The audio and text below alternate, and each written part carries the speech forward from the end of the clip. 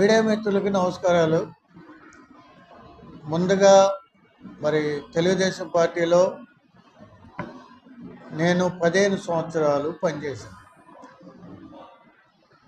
State ప్రెసిడెంట్గా కీస్టర్న్ విభాగంలో పనిచేశాను. జనరల్ సెక్రటరీగా కీస్టర్న్ విభాగంలో పనిచేశాను. ముందుగా క్రైస్తవులకు పెద్దపేట వేసింది చంద్రబాబు నాయుడు గారు. ఎందుకంటే ప్రతిపక్షంలో ఉన్నప్పుడు చంద్రబాబు నాయుడు గారు క్రైస్తవుల్ని ఎంతో గౌరవించారు. మరి సెమీ క్రిస్మస్లు జరిగించారు. పాస్టర్లకి, బిషప్పులకి, ఆర్చ్ బిషప్పులకి, మిషనరీలని ఎంతో గౌరవించారు.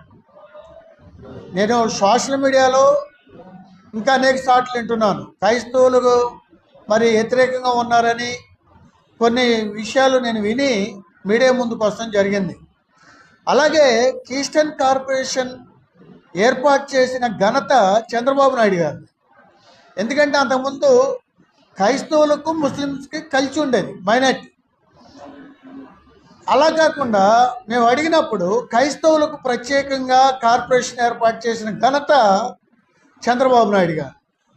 అలాగే పాస్టర్స్కి ఫస్ట్ గవర్నమెంట్ ఉన్నప్పుడు ఆంధ్రప్రదేశ్ తెలంగాణ ఇడిపోయినప్పుడు ఫస్ట్ గవర్నమెంట్ చంద్రబాబు గారు ఉన్నప్పుడు నేను స్టేట్ డైరెక్టర్గా చేశాను.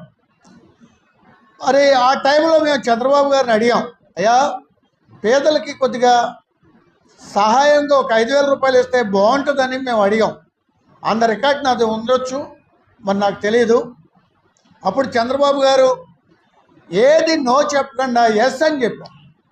ఆ తర్వాత మరి మా యొక్క టీడీపీ ప్రభుత్వం వస్తే కొనసాగించేవాళ్ళు. ఆ తర్వాత జగన్మోహన్ రెడ్డి గారి ప్రభుత్వం వచ్చింది. ఆ తర్వాత మరి మేము ప్రతిపక్షంగా ఉండటం జరిగింది.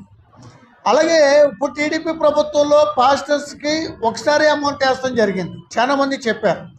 కాబట్టి చంద్రబాబు గారు క్రైస్తవులకు వ్యతిరేకి కాదు. ఆయన క్రైస్తవులను ఎంతో గౌరవించి మరి వచ్చిన వాళ్ళకి విందించి అనేక మరి ఎంతో గౌరవప్రదంగా వారు చూస్తాం జరుగుతుంది. అలాగనే మరి ఇక్కడ నోగంటిపల్లి ఎక్కడో అవసరం లేదు, ఆఖరిపల్లి దగ్గర నోగంటిపల్లి మందిరాలు కట్టిస్తానికి ఫండ్స్ రిలీజ్ చేశారు. అప్పుడు నేను స్టేట్ డైరెక్టర్గా ఉన్నాను.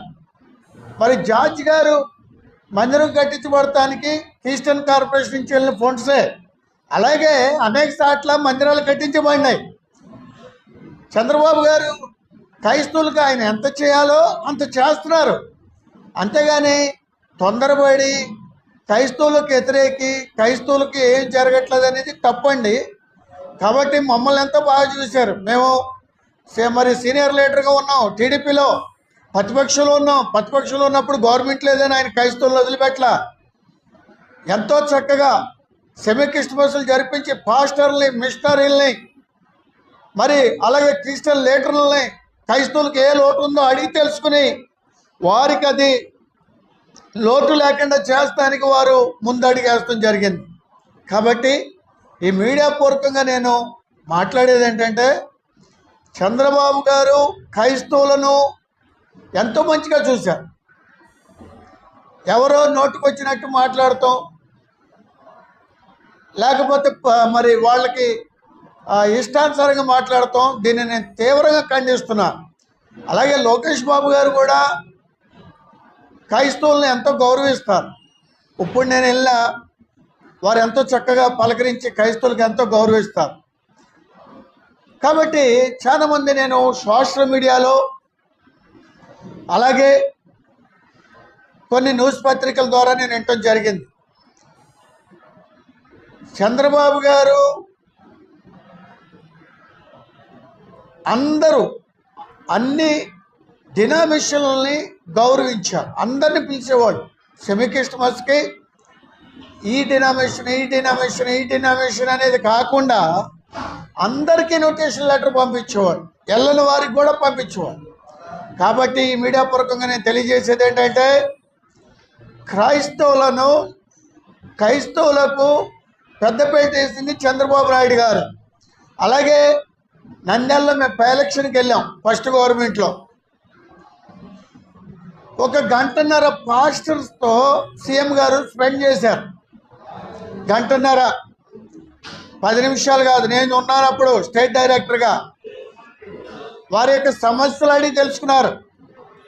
కాబట్టి నేను ఈ మీడియా పూర్వకంగా తెలియజేసేది ఏంటంటే, ఏదైనా డెవలప్మెంట్ జరగాలంటే, క్రైస్తవులకు న్యాయం జరగాలంటే, క్రైస్తవుల్లో ఉన్న ఎటువంటి ప్రాబ్లమ్స్ అయినా క్లియర్ అవ్వాలంటే అది చంద్రబాబు నాయుడు గారి వల్ల అవుతుంది, కానీ మరొకరి వల్ల కాదు అని మీడియా పత్రిక సమావేశంగా నేను తెలియజేయడం జరుగుతుంది.